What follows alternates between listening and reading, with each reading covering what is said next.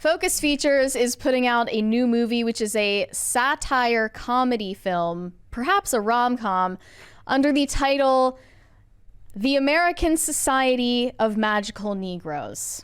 And this is a nod to the film trope of the magical Negro in American cinema, television, and literature. It's described as a supporting stock character who comes to the aid of white protagonists in a film. They're often possessing special insight or mystical powers and have long been a tradition in American fiction, which was deemed racist. Yes. So do you want to take a look at the trailer or just... go by the synopsis. Here is I would go by the synopsis. Synopsis is this is a fresh satirical comedy about a young man named Aaron who is recruited into a secret society of magical black people who dedicate their lives to a cause of utmost importance, making white people's lives easier. And this obviously is an anti-white message. They said in the trailer that white people are the most dangerous animals to have ever walked the earth. And they're basically implying that if you, as a black person, make white people uncomfortable, they will lash out at you in violence and homicidal rage. And their discomfort is measured on levels of white tears in the trailer. I still believe that this movie was created with one premise in mind. It was to get people to go to the movie theater and say, I'd like 2 tickets, please. 2 tickets to what? I dare you to say a title.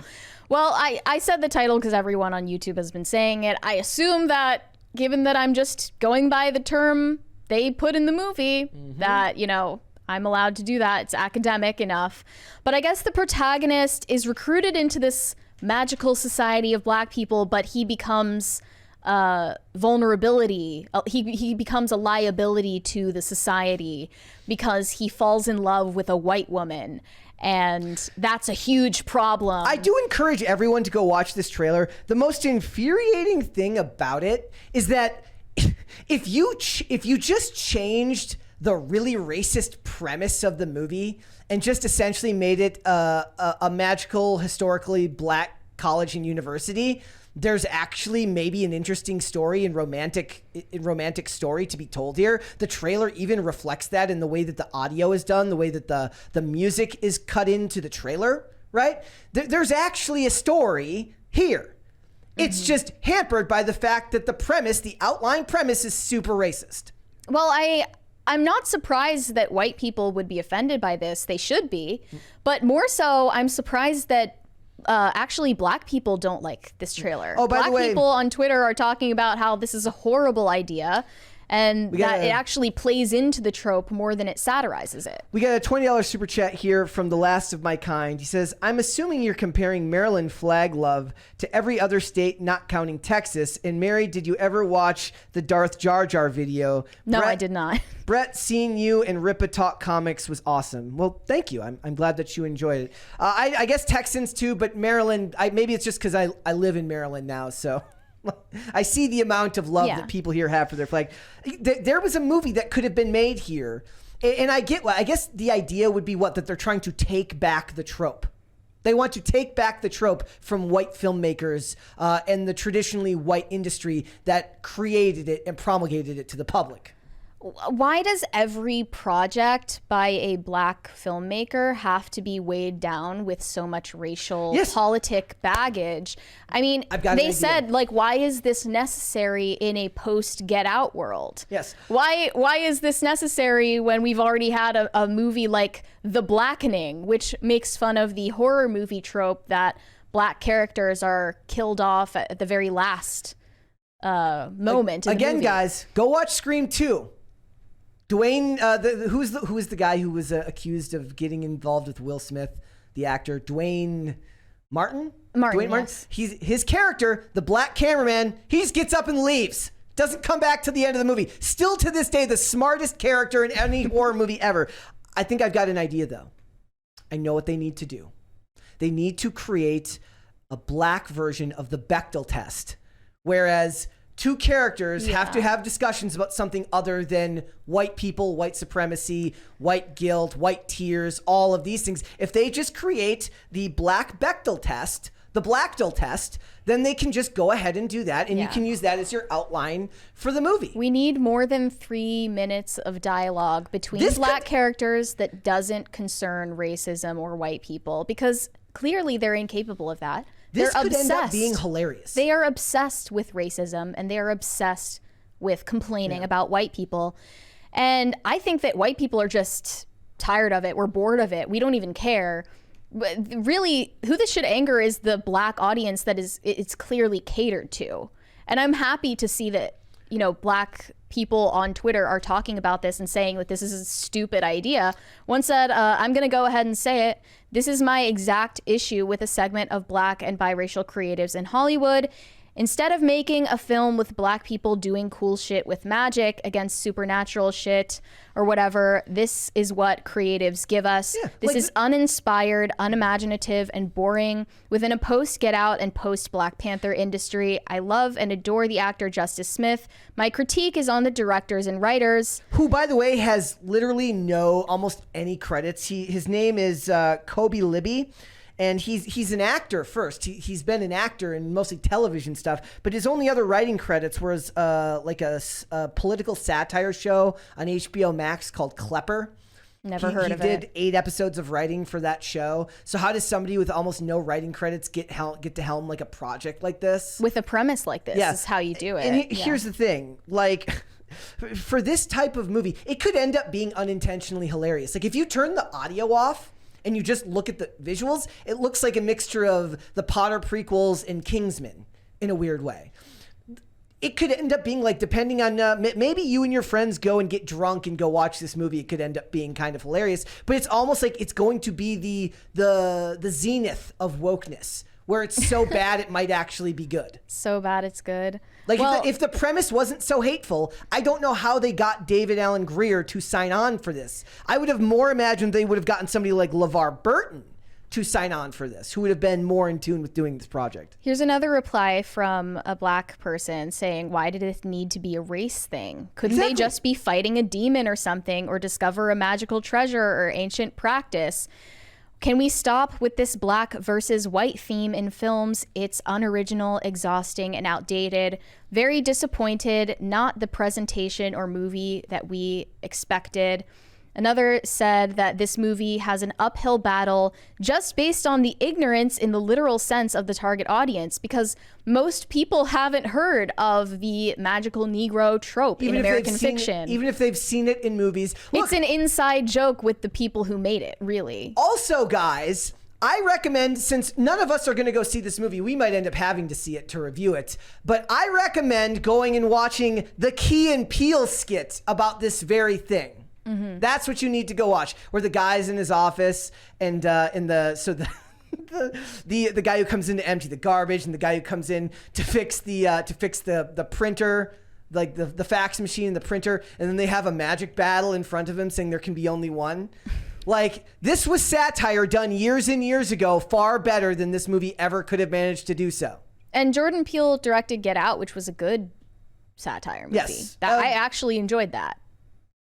So it can be done correctly, but it's just boring at this point. And if this is made for a black audience, clearly they don't like the premise either. And how are you going to make your money back? I looked for a budget on this film. There's no budget released for it. Granted, it's not coming out for a while. No budget released on it. One thing that I did think was funny. So as you know, I'm an IMDb connoisseur, right? I troll every IMDb page of everything that I watch to get as much information as I can. And one of the things that you end up seeing on there, they have a section just for like, what's the term? Like keywords. So like genre, subgenre. So like on Madam Web, the subgenre lists it as action, adventure, superheroes. Mm-hmm. For this movie, the keyword is just racist. Really? Yes. There was nothing else? It just said racist. Yeah, they were saying, like, I thought this was going to be like Hogwarts for black people, but it was actually just another movie full of racial politics baggage that is too concerned with the real world to immerse you into a fantasy one. The concept itself is self-consciousness turned outward. Meaning, like, it's when somebody, like, most likely whoever the guy who wrote this movie, Kobe Libby, wrote and directed it. Like, these are his internal feelings that he's had towards white people, that he feels he has to do this type of thing to placate them, and he's despite the fact that one of his parents is white. Yes, I didn't know that. So, like, that he wrote this because I think that they always say, like, writing reveals more about the writer than it does about the subject matter. I think this might be a perfect case for something like this. It's just crazy that many people would sign on. Like, there's got to be a certain level of self-hatred to sign on to do a movie like this if you're a white person that's going to be in a movie. Maybe they just didn't read the whole script. I'm imagining that they did. White guilt will play into it, and there are going to be a lot of white people that reflexively applaud a movie like this just because it attacks white people. Yeah. But also, you might have to hate yourself to be a black person in this movie too, because why would you think yourself incapable of playing a role that isn't bogged down with politics about race? It's just an insult to everyone involved and everyone watching. Well, this is where the business element of Hollywood comes in. Most of them, they're not going to care. They're just looking for their next job. They're like,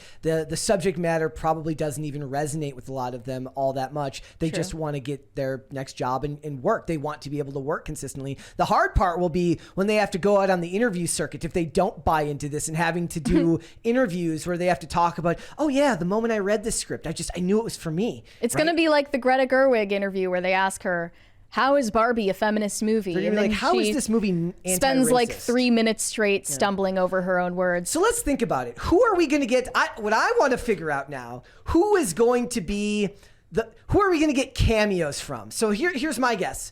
Ta-Nehisi Coates. Wouldn't they be in the trailer? No, I think the cameos will come in the film. Sean King. We'll get a cameo from Sean King. Oh, no. Then we'll get one from Rachel Dolezal? Ibram X. Kendi, Rachel Dolezal. All of the great Farrakhan will show up in this movie, and it will be awful. Yeah. It's going to be awful. Heel versus Babyface tweeted about this, saying the hilarity of something as racist as this is if you complain about it and you're white, they'll proceed to play the gotcha white tears card to do nothing more than cover for their filthy racism. This is racism, not reverse racism or stupid terms like this. Just pure, seated in hatred racism. I hope the movie burns to the ground on release. But I think it seems like you're rooting for them. Are you not? The movie? What I would like this movie to be, the best possible outcome for this movie is that it's so bad it's funny.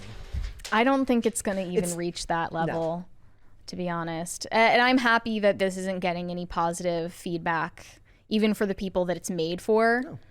No. Yes, 3.9 thousand upvotes, 38,000 downvotes. Wah, wah, wah. This is not going to do well unless you get critics to praise it and ignore all the hate. Like I said, I don't know. Like, I don't even want to go see this if we were like, and we're like, it's our job to go see movies like this and then film reviews for them. I can't imagine wanting to go spend my money to go watch this movie. Though I do imagine the the awfuls will be strong with this one. What we'll end up seeing, this will be the first film in history to be nothing but just white women, just white liberal women. The whole theater, white liberal women cheering it on. Yes, and their cucked husbands. Yep. Thanks for watching. Listen to full episodes of Pop Culture Crisis on Spotify. Keep up with us on social media and make sure you subscribe and ring that bell so you never miss the show. Bye, guys.